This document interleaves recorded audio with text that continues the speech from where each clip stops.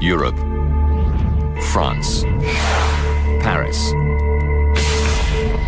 July 25, 2000. Charles de Gaulle Airport. 12:30 in the afternoon. 100 men, women and children check in for flight AF 4590. They come from all over Germany and are expecting the trip of a lifetime. A dream holiday.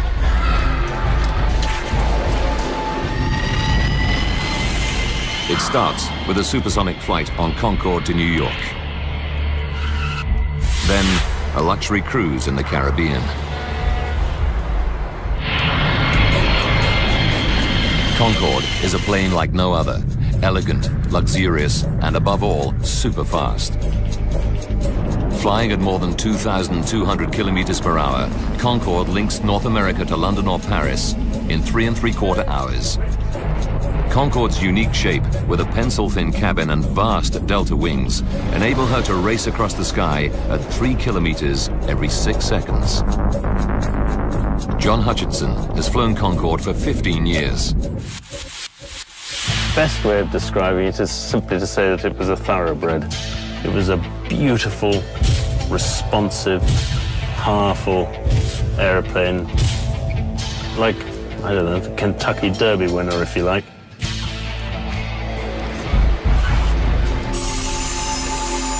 By 1:30, all of the passengers are checked in for their supersonic trip. The pilot, Captain Christian Marty, is already in the cockpit preparing for the flight. The holidaymakers are in good hands. 54-year-old Marty is one of Air France's most experienced pilots. An adventurer of extraordinary talents. In 1982, Christian Marty was the first Frenchman to windsurf across the Atlantic. He's a national celebrity.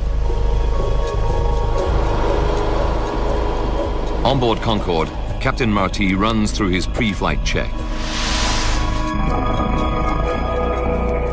His air traffic controller is the experienced Gilles Logelin, who arrives to start his afternoon shift. I was on duty at the Southern Control Tower of Paris Airport, Charles de Gaulle.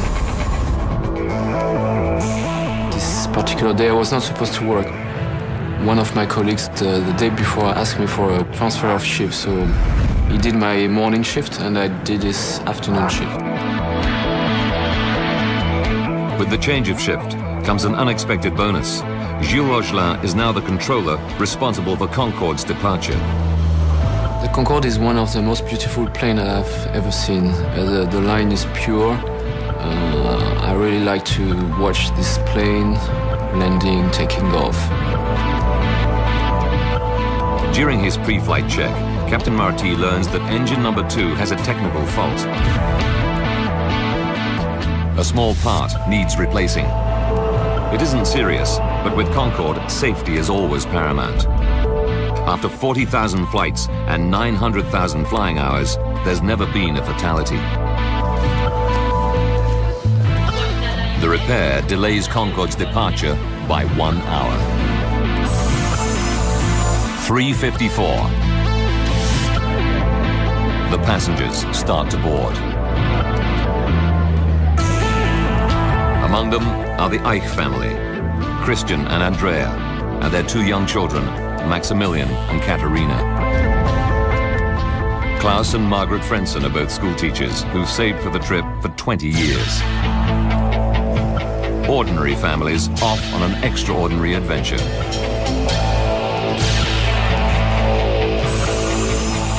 At 4:35 in the afternoon, Concorde is ready to depart. Anticipation on board mounts as the supersonic jet taxis to the runway. In the control tower, Gilles Logelin clears Air France flight 4590 for takeoff on runway 26 right. It's 4:40 in the afternoon. So far, for passengers and crew, everything is normal. Captain Marty lines up the plane at the start of the runway, ready to release the power of Concorde's 4 Rolls-Royce engines. For senior pilot John Hutchinson, a moment like this is always special. As you open the throttles up to full power, you'd feel this huge surge of power in the small of your back as the airplane accelerates down the runway, and you just get the feeling that the one thing the airplane wants to do at that point is to get into the air as quickly as possible, into its natural environment.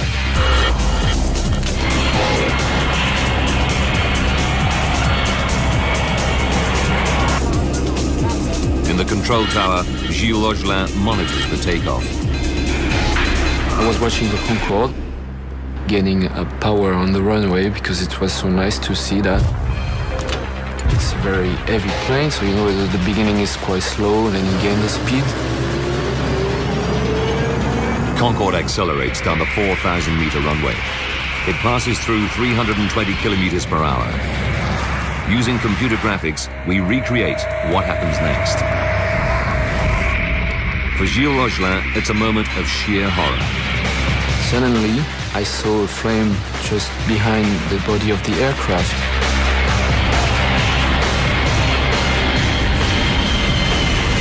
So I jumped on my mic to say, Air France 4590, you have flames behind you. Captain Marty cannot see the flames, but accelerating through 328 kilometers per hour, Concorde is committed to the takeoff. There are only 2,000 meters of runway left, but Concorde needs 3,000 meters to have any chance of stopping safely.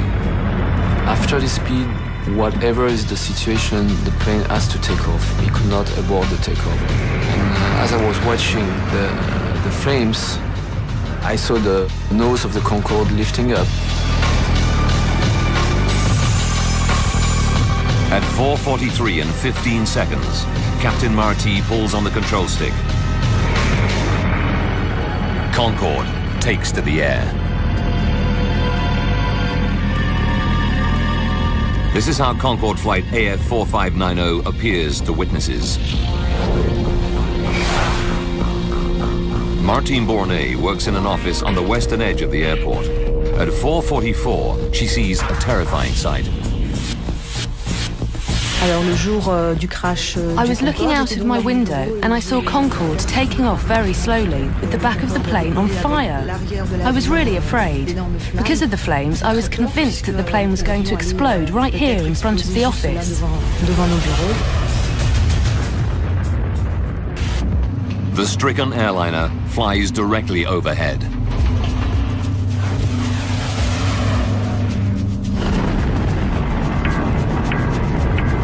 Close by where Martine works, courier Emmanuel Vermignon is driving his van past the end of the runway. When Concorde went over, I had the window open and I was wearing a polo shirt. And I can tell you that the heat the plane was belching out melted parts of my shirt and gave me little blisters. I could really feel the heat on the ground. While Captain Marty struggles with the controls to gain altitude, out of his vision, flames engulf the left wing. The sickening sight is caught on camera by the wife of a truck driver. It is the only video footage ever captured showing Concorde on fire. It'll prove to be a vital link in the investigation.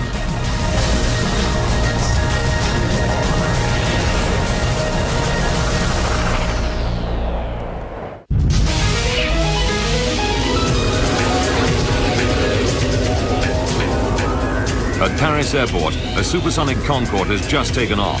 But now the plane is on fire and 109 people on board are facing peril. The next 69 seconds will be critical.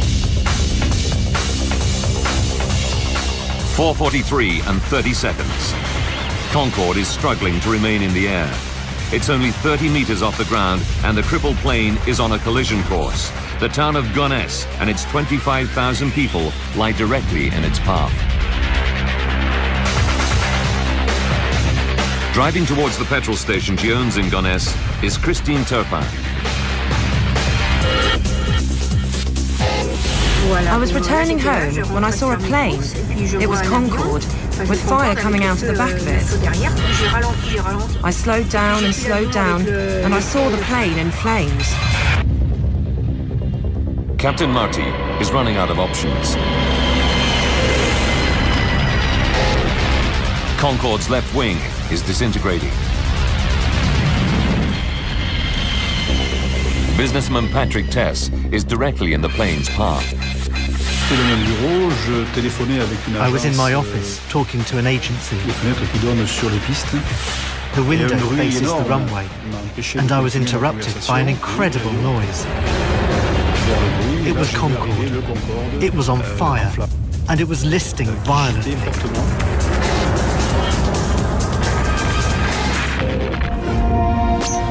Concorde lurches to the left. The plane stalls and plunges to the ground.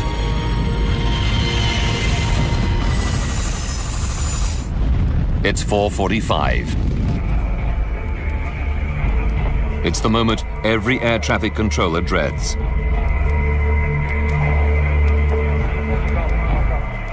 Gilles Logelin reaches for his mic.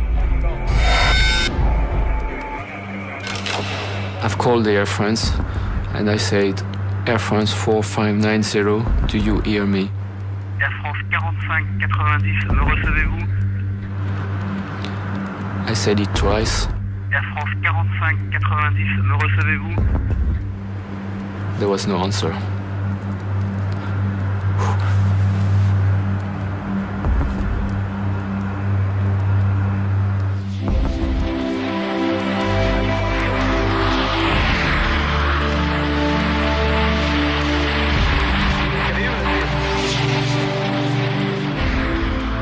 The supersonic jet, loaded with fuel and 109 people on board, crashes right on top of a hotel on the outskirts of Gonesse.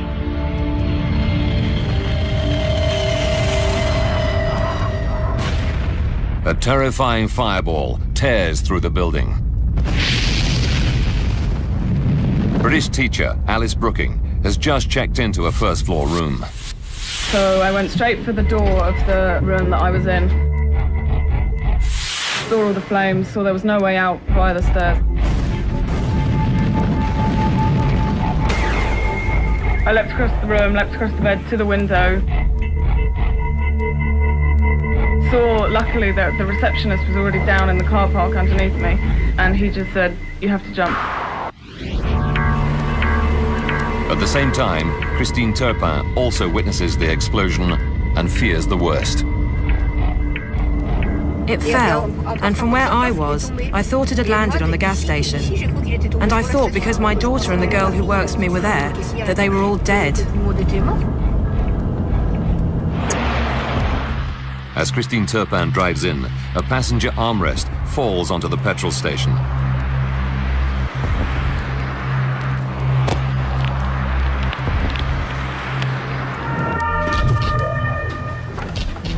Within 8 minutes of the crash, dozens of fire engines and ambulances race to the scene. An appalling tragedy, not just for those on Concorde, but for those in the hotel. Regional Fire Chief Colonel Fabrice Chauvin leads the rescue. Whilst driving, there were many things going through my mind. The important thing for me was to divide the operation into two separate parts. One, the aircraft crash, extinguishing the fire and the rescue of any survivors.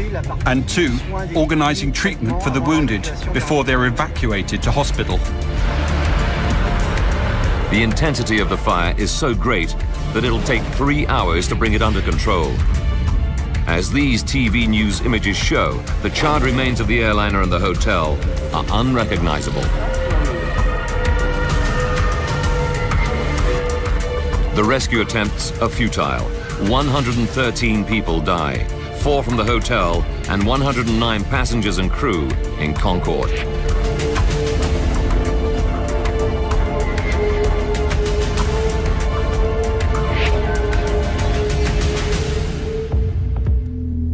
Three generations of the Ike family are wiped out. The children's grandparents had wanted to treat the family to a holiday of a lifetime and had booked the Concorde flight.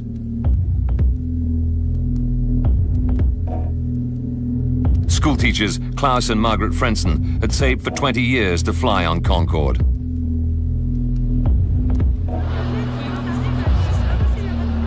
Rescuers begin the gruesome task of pulling the bodies from the crash site.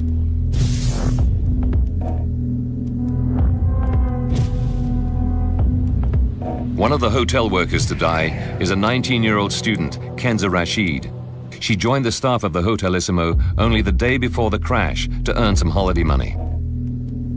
Another victim is chambermaid Devrani Chandang Singh. She dies leaving behind her 2 children.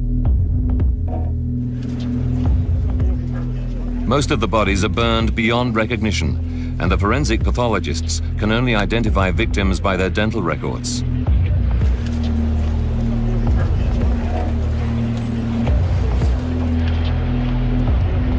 It's a harrowing time for the victims' relatives, like Jorg Meyer. One of the more difficult things was the identification of my father and his partner.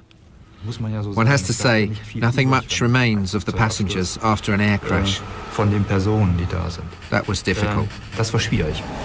Jorg will have to wait 2 weeks before pathologists identify the remains of his father. That's how long we had to wait. You can imagine that that's not exactly easy, day after day.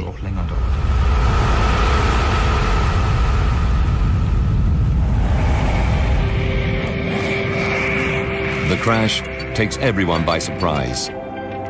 Concorde, the queen of the skies. The plane that makes supersonic travel a reality.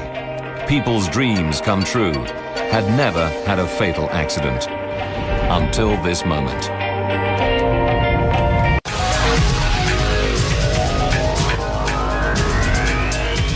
Now, by rewinding the events of that fateful day, and by going deep into the investigation, we can reveal what really happened. Cutting-edge computer simulation will take us where no camera can go, into the heart of the disaster zone.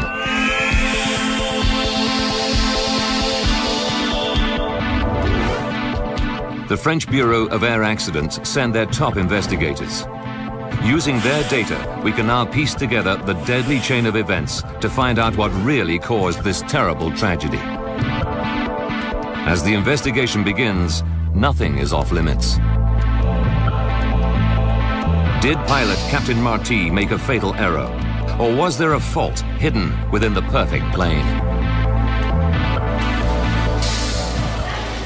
Investigators make routine checks of the passenger and luggage lists. Immediately, they find something suspicious. 19 pieces of luggage that, according to the loading report, should not have been on the plane. They don't belong to the passengers on flight AF4590.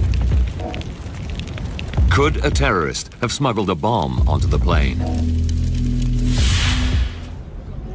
It wouldn't be the first time.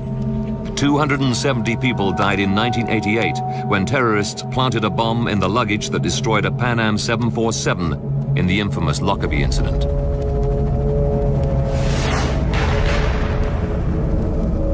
At Gonesse, investigators divide the Concorde crash site into a grid in order to make a meticulous search. They photograph and tag everything found in each section.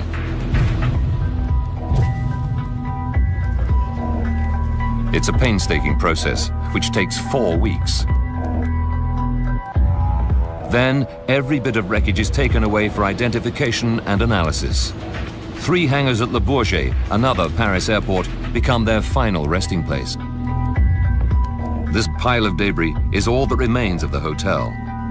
Such is the intensity of the crash and fire that a 40-room building is reduced to little more than a pile of rubble.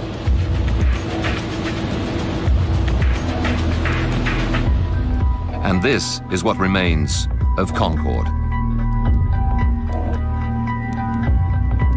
One of the world's finest examples of modern engineering is now just a tangled heap of charred rubber, aluminium, melted plastic, and fractured hydraulics. The French investigators separate and identify every fragment. Among these burned remains lie the crucial clues to the cause of Concorde's crash.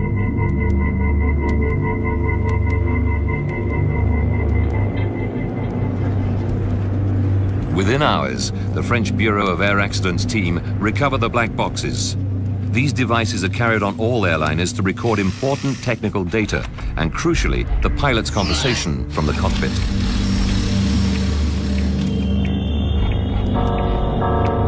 They analyze the black boxes. They hear no sound of an explosion. It's clear to them terrorism is not to blame.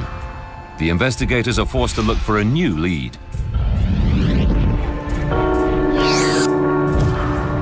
They focus on the last-minute engine repair Captain Marty orders just before takeoff.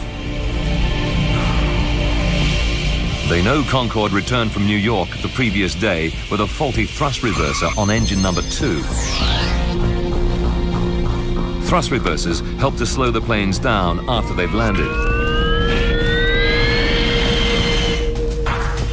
Investigators analyze the flight data recorder closely, but find no evidence that a faulty thrust reverser could cause the accident. The pressure to find an answer increases. Until they do, the French authorities ground all Air France Concorde flights. The spotlight is now on the 120 seconds from the start of Concorde's final takeoff. Captain John Hutchinson has flown hundreds of Concorde takeoffs. Now, once you've lined up on the runway, the captain will then punch on the stopwatch and open the throttles fully. The captain's job is to keep straight down the runway. The co-pilot's job is to do the speed calls. And the flight engineer is sitting there and he's monitoring all the instruments. In particular, this bank of instruments here, which are the engine instruments.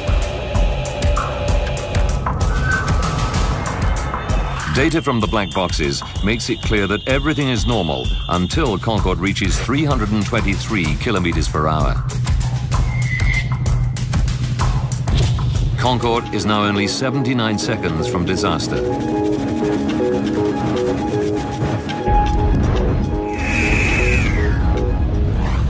Data recorders reveal a sudden loss of power in both engines under the left wing. Immediately, the black box picks up the dramatic warning from the control tower. Air France 4590, you have planes behind you.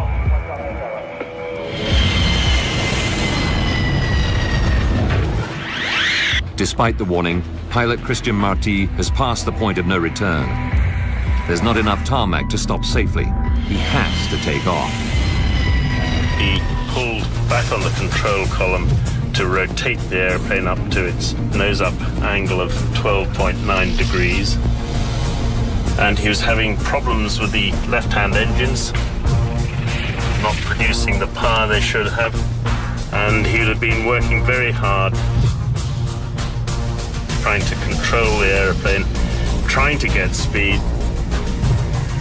But of course he was being overwhelmed by these problems on the left-hand engines. The engines become the new focus of the investigation. Why did they lose power at such a critical time?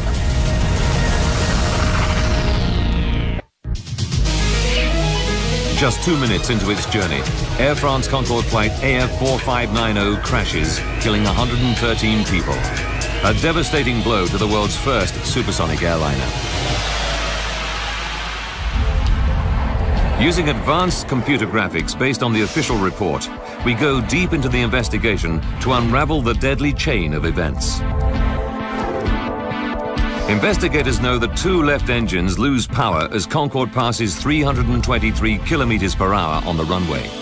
But why? Then, an important new clue. The French investigators find several fragments of tire on the runway. One of them weighs 4.5 kilograms. Tests quickly confirm they belong to Concorde. It's a significant lead. Why? Because Concorde's tires inflate to extremely high pressures, which make them more likely to burst than other aircraft, especially during takeoff and landing. Pilot John Hutchinson explains. And in fact, when the captain pulls back to rotate, he's actually compressing the undercarriage into the runway, so there's even more stress on the tires and the wheels at that particular point. This additional pressure makes Concorde's tires even more vulnerable. Now they're onto something. The French accident investigators go back through the records and discover that for Concorde, tire blowouts are far from rare.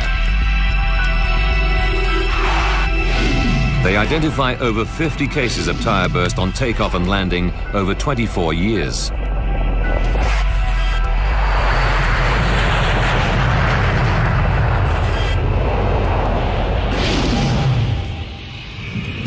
One of the worst incidents involved another Air France Concorde, this time at Washington's Dulles Airport in 1979. Bill Lightfoot was a passenger on Concorde that day. I could see a big ragged hole in the wing with like pieces of aluminum or metallic alloy and a lot of liquid pouring out of that of the hole that had been ripped in the wing.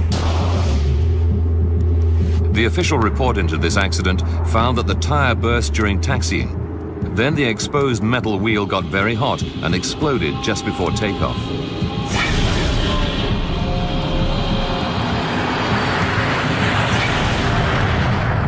The plane took off, but 20 minutes later returned safely to the ground. The plane survived this scare, but it caused a major overhaul of tire safety. Concorde engineers installed sensors to detect underinflated tires, modified inspection procedures for wheels before every flight, and most importantly, as aviation expert David Learmont explains, developed stronger tires that can carry twice their normal load. The requirement was that in test flights, you should be able to have a complete tire blowout during the takeoff run, and that you should be able to complete the takeoff with no tires left. And that is what the wheels subsequently were, and never again did a wheel fail. That is, until 18 years later in Paris, when something goes very wrong. Despite all the safety measures, one of Concorde's tires explodes in fragments. Investigators dig deeper. They re-examine all the debris found on the runway and then make the most important discovery of the investigation. This 43-centimeter mystery strip of metal. When you match the 43-centimeter strip of metal to the damage on Concorde's tire, it's a perfect fit. Suddenly, the whole inquiry now depends on the source of this metal. Where did it come from? It takes 5 weeks of painstaking detective work, comparing it to the thousands of parts that make up aircraft. Then, a breakthrough. They discover the metal strip comes from the engine mounting of a DC-10. The flight log from Paris reveals a Continental Airlines DC-10 took off 5 minutes before Concorde. They track down the plane to Houston, Texas, and incredibly find the engine has a missing part. It's the metal strip fitted 16 days earlier during maintenance on the DC-10. When David Learmont first sees the photographs of the strip of metal, he's astonished. It had really rough edges, and this was not just rough edges because Concorde had run over it. It had been cut roughly. The edges were not straight, not even when it was made. The other thing is that it had holes drilled in it for putting screws or rivets through, and these were all over the place. Investigators now have a very strong theory about how the strip of metal contributed to the crash. 81 seconds before the crash, Concorde AF 4590 is traveling at 323 kilometers per hour down the runway. The tire hits the metal strip. The tire explodes, and a massive 4.5 kilogram chunk of rubber from the tire flies at high speed up into the wing. But Concorde's fuel tanks are in the wings, and the delta-shaped wing is not designed to withstand such an impact. This sort of eventuality had never been foreseen in trials. It was estimated in all the trials for certificating the aircraft in the first place that if a tyre exploded, the pieces of tyre that would actually come away from the wheel would be about 1 kilogram in weight. The chunk of rubber that hits Concorde's wing that day weighs nearly 5 times as much, 4.5 kilograms. No one had planned for that sort of impact.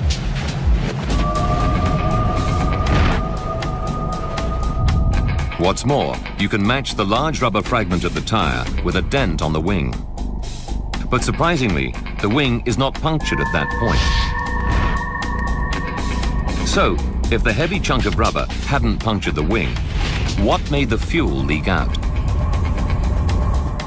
The piece of tyre which actually hit the wing and did the damage was so big and so flat that although it was so heavy, it didn't go through the wing at all.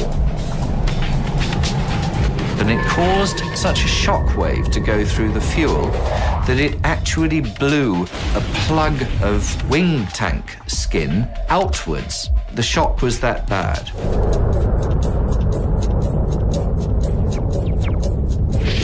When the rubber chunk hits the wing, it sets off a pressure wave which finds the weakest joint in the fuel tank. The fuel bursts out of the tank. 75 liters of fuel pour into the engine every second. But even fuel gushing over the engine needs a spark to ignite. Where did the spark come from?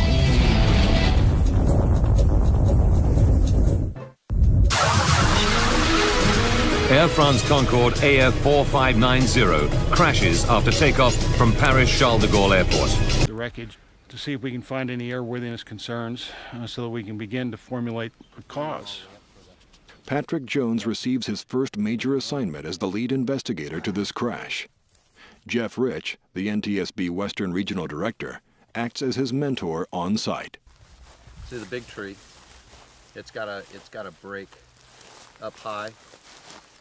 Yeah. And there's another broken branch that's about mid-level.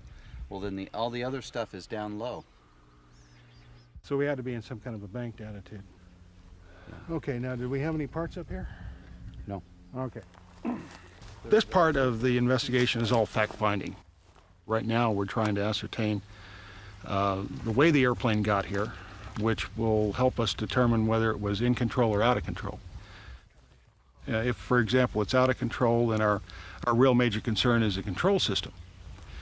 If it appears that the airplane was in control, then our focus becomes more in the power generation area.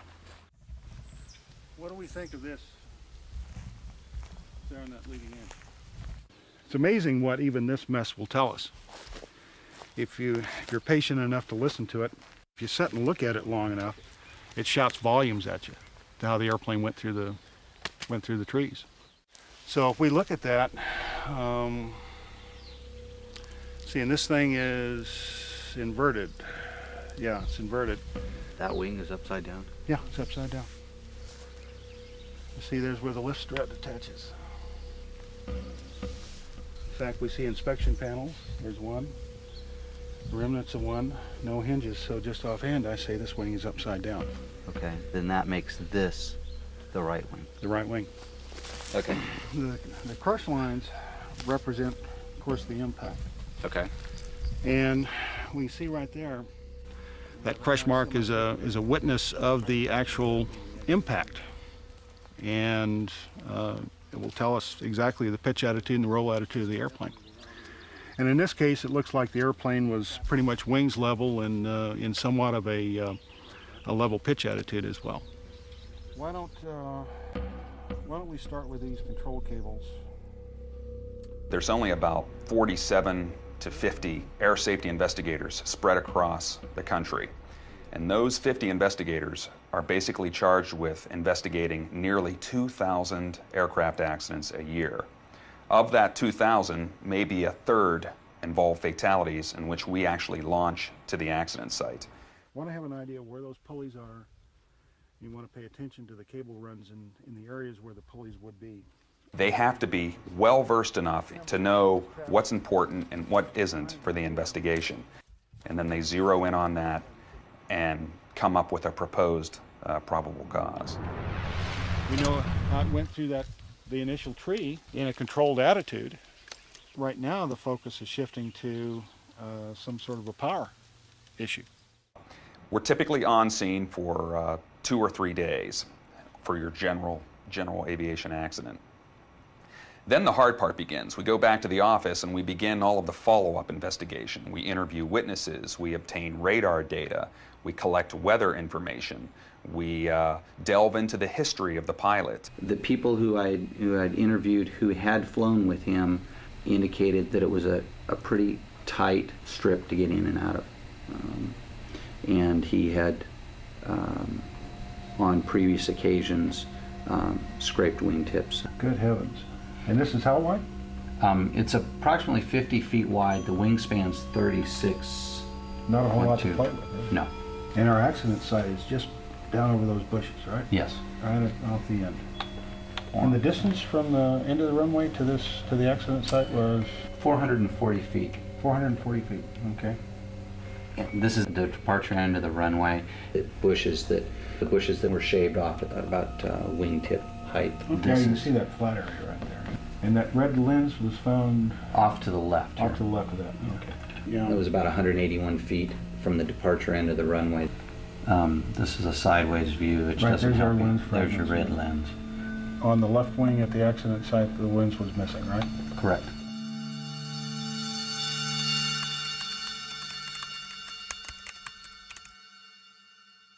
All right, so do we have any other outstanding work areas for this? No. Okay. Basically everything seems to be in place, and pretty much should be able to wrap it up. Okay, good. When the NTSB investigator is satisfied that he or she has documented the perishable evidence, they'll give the green light to have that wreckage scooped up, and it's taken to typically a sheltered, locked hangar in case there's future examinations required. The NTSB and the FAA want an airplane brought back to a secure area that's not controlled by the owner or the insurance company or the manufacturer. They want it in an area that's not influenced by any of those parties.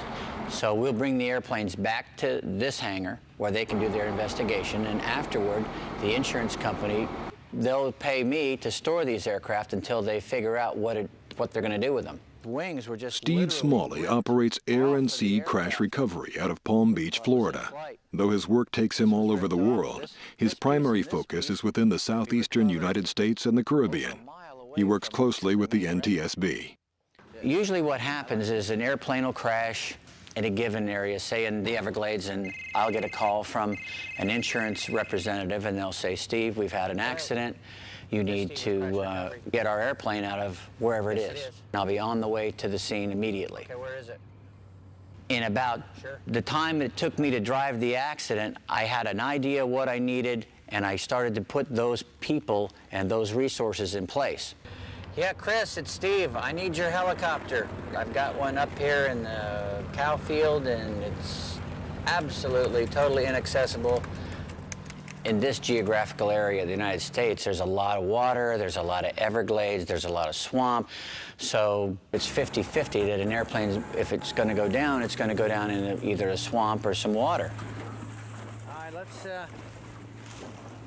I'm going to go out with the insurance guy. Okay. We'll lace up the wreck, call for the helicopter. That's all we can do. I coordinated with the sheriff's liaison and the fire rescue people, and they took me out to the accident.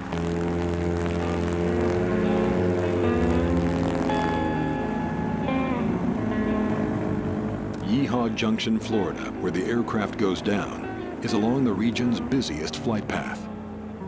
The marshes could only be crossed by airboat. Because there is no stable ground for the chopper to land, Smalley and his crew travel ahead to prepare the downed plane for removal.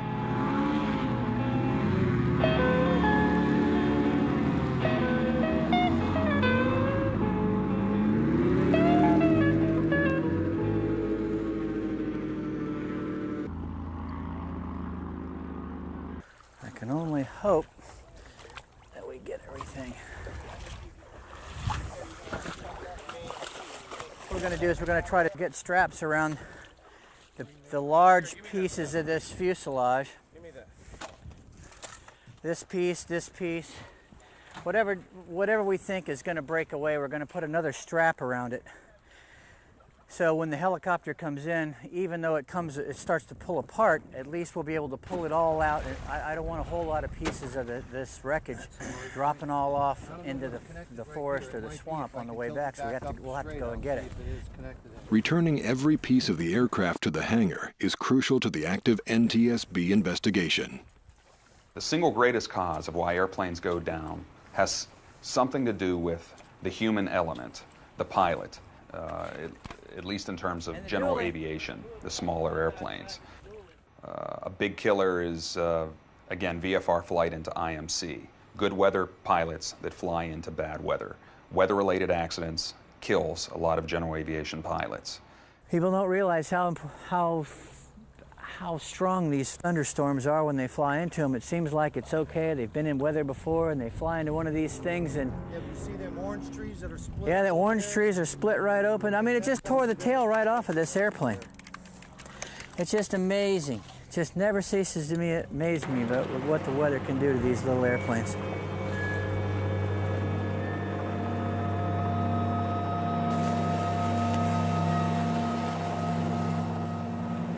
The location of a downed aircraft can make a recovery operation extremely complex. But when a plane is submerged in the Caribbean waters 5 miles from the mainland, the task is daunting.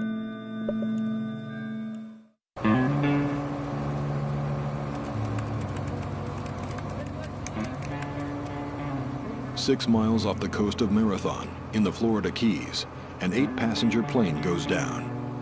Before the NTSB can continue their investigation, the aircraft must be taken to dry land. So it's really important that we get the airplane from where it is back to the shore without doing any damage to it. On February 20th, pilot Dennis Murphy encounters an in-flight fire. He tries desperately to control it. In the end, he makes a critical decision that saves his life. I decided the best way to put it in the ocean and put the fire out. I was just scared hitting that water, you know. I did my best to slow that airplane down to, as much as possible before hitting that water.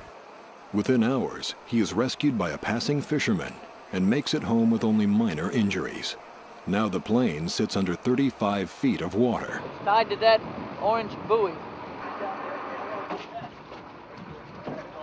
We're going to put all 3 of these boats together. We're going to raft them side by side, make one big platform. Shark Bait Mike will go down first and make sure there's nothing really big down there that can bite us. Get pictures of the airplane. Then the rest of us will go in the water and we'll try to put the straps on it.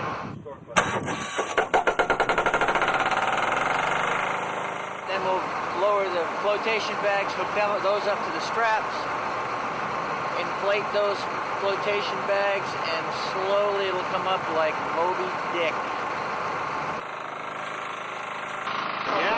This is about as high-tech as an aircraft recovery can get. I mean, if you look real closely at some of the equipment that these guys have, it is absolutely state-of-the-art.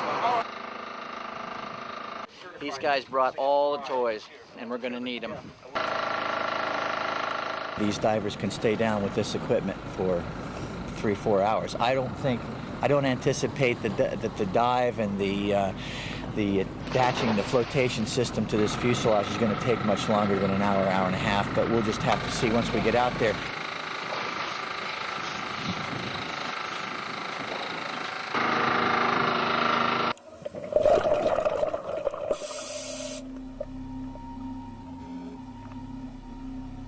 First, the wreck is surveyed for stability to ensure the safety of the divers. At the same time, they assess any immediate threats to the delicate marine ecosystem. Small pieces are secured first. Divers talk with the surface crew through modules in their helmets. Their first communications relay information about ocean conditions. They had good visibility, a lot of current that they're fighting. That's going to be a little problem there. One of the engines is completely ripped off the plane, just held on by some cables, and they're trying to secure that engine. Straps are placed on the strongest structural points of the craft, while airbags are prepared. These bags are key in raising the plane from the ocean floor. It takes the utmost effort from all the divers to correctly secure the bags to the straps. The bags must be precisely situated. Once they are secured, it is difficult to change their position. Not only are they used to lift the aircraft, but also to keep it on a level position all the way to shore. Yeah, they're filling up all the airbags now. Gonna get the plane up, hopefully right side up. So we'll see what happens. Care is taken to avoid damage to the structure. This will ensure the best possible condition for NTSB investigators. Bags are inflated slowly and evenly to bring the 4-ton aircraft to neutral buoyancy. One mistake could result in the plane tipping over, or worse, breaking into pieces. With the nose of the aircraft cresting the surface, divers slowly inflate the bags strapped to the tail. As the craft rises, neutral buoyancy is reached. The plane now hovers in the right position just below the surface. People don't realize that you really don't want an airplane this size to float up on top of the water. That's a very big airplane. The wings are 50-some feet. The airplane's probably 42 feet long from nose to tail. As long as it stays underwater, see, it stabilizes itself. It doesn't rock as much as if it was on the surface.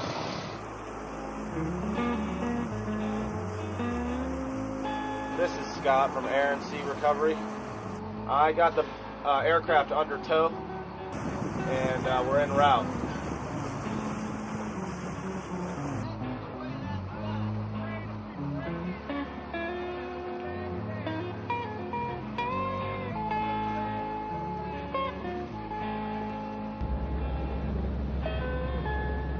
As you can see, it's just about sunset, and they're just about to make this turn.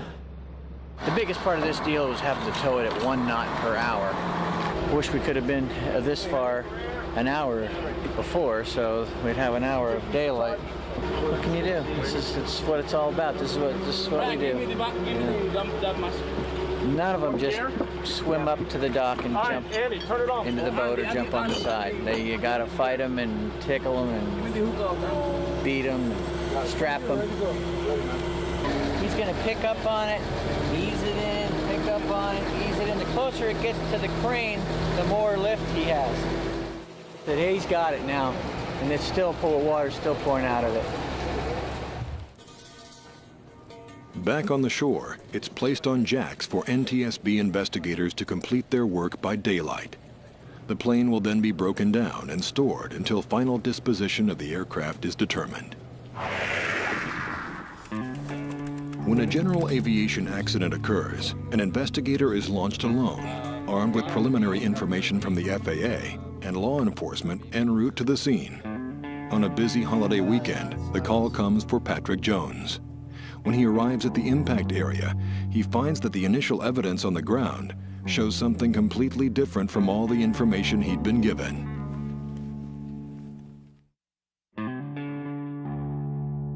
This fatal crash of a vintage aircraft occurred in the Hollywood Hills. The craft impacted at the bottom of a steep ravine, surrounded by multi-million-dollar estates.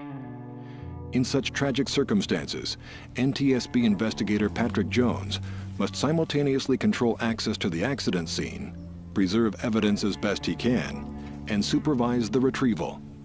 This time, he is on his own, with no senior investigator at his side. We were notified that at about 12:25 today, a T-28 Charlie, which is a North American World War II trainer, departed from Van Nuys Airport on its way to Thermal, California. It had not gotten far in the flight when it crashed into this location, which is a pretty deep ravine. We believe that we have two persons that were on board, and they were both fatal. The aircraft is pretty well broken up. Not pretty well. It's destroyed. The unusual thing is that the Van Nuys is over here. The impact crater is relatively here, and all of the energy is this way. It's to the north. So the energy is going back towards the airport now. Part of what you're trying to do on scene is determine that all of the aircraft got to the accident scene around the same time. Versus if you're traveling 150 miles an hour and you lose a wing, it's going to be a long ways away from the accident site. Versus if you find all of the pieces, you know, the left wing, the right wing, the rudder, the tail, all the major big pieces in one place, then the aircraft probably was in one piece at the time of the accident. Yeah, I was just thinking underneath, just let it run under there a little bit.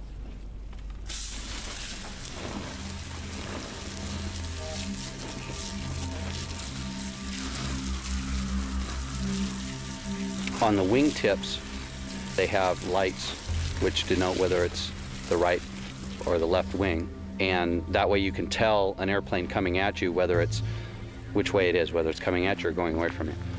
This is the red lens. That in itself doesn't mean anything, but it's just one more corner of what I'm looking for to make sure that the aircraft all got here at one time. The hard part at this point is going to be getting an idea who it is. Once we get an idea, then we've got a direction to go.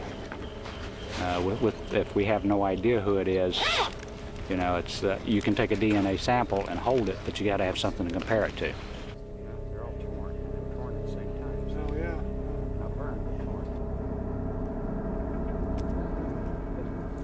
When you're doing the on-scene stuff, you have to do it based on that you're never going to see it again. How are you guys doing? We got as much as... Yeah, I think we've done pretty much what we can do for tonight because we're getting ready to lose light. Besides, I've got to do some sifting and raking in here. The area is secured and monitored overnight by law enforcement. In the morning, crews resume their work. They will need to find a way to get the remains of the plane and the crew out of the ravine. As I understand it, the plane is on top of the body at this time, so we're going to be going down to assess how we can remove the plane with as little damage as possible and see if we can get the body out. When you have an accident that's this total, bits and pieces can mean a lot or they can mean nothing. And you have to take it all in, and a lot of this is just trying to recover it all. We documented the way everything was sitting before we started disturbing stuff. So are we going to have trouble reconstructing his instrument experience in the T-28? Particularly the recent experience? Yes, we are. The accessories on the back of this motor were just spread out in little tiny pieces. So it'll be very problematic to reconstruct. Yes. We found very few instruments that were discernible as anything. So a typical high energy, very high energy vertical impact. The scar on the ground kind of supports that impact theory, but most of it is just gathering up the pieces and then trying to methodically look at where it goes on the aircraft and then try to assess the damage that you've observed. The information originally received suggested that the plane was heading away from the airport. However, the impact scar at the crash site tells a different story. This discrepancy leads investigators to suspect that the pilot was getting incorrect information, either from his instruments or from his own senses. In both the Fairfax crash and in the Mulholland crash, the grunt investigative work, what that did was exclude mechanical or system failures. The only thing left were the anomalies that we see that lead us to believe that that a spatial disorientation was involved in both. In this case, the staff recommends to the board in Washington that the crash occurred due to pilot's loss of control. This was brought on by spatial disorientation. A possible factor in this was distraction caused to the pilot in the adjustment of his flight instruments.